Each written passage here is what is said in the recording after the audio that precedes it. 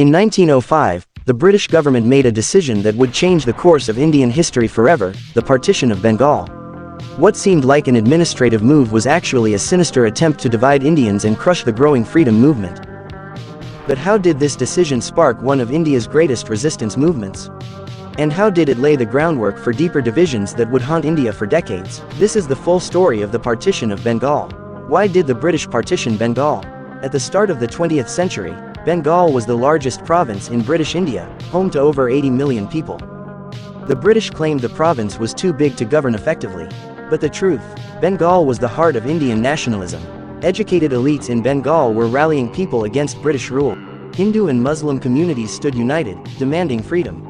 The British needed to break this unity. Their solution: divide Bengal into two regions. 1. Western Bengal, a Hindu-majority region. 2. Eastern Bengal and Assam, a Muslim-majority region. The official reason: administrative efficiency. The real motive: to divide and rule by turning Hindus and Muslims against each other. The announcement of the partition on October 16, 1905, unleashed a wave of protests. Indians saw through the British strategy, and the call for resistance began.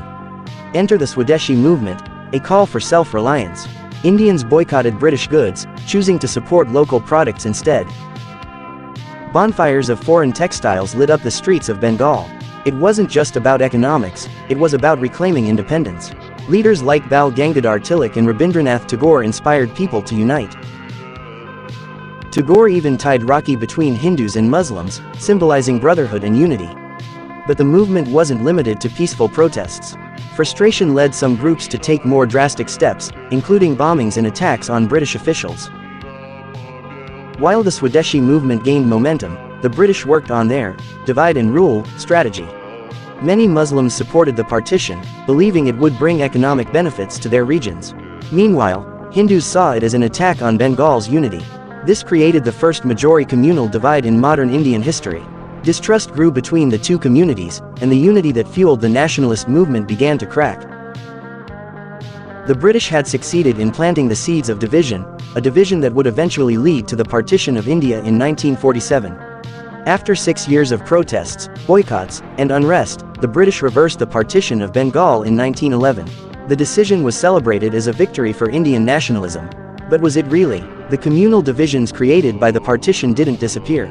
The distrust between Hindus and Muslims only deepened, shaping the future of Indian politics.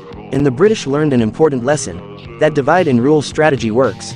They used this strategy repeatedly, weakening India's fight for independence and laying the groundwork for future tragedies. The partition of Bengal wasn't just a historical event, it was a turning point. A test of India's unity and resilience. It taught us the dangers of division and the power of resistance. So, what can we learn from this chapter of history? That unity is our greatest strength, and division is the greatest threat.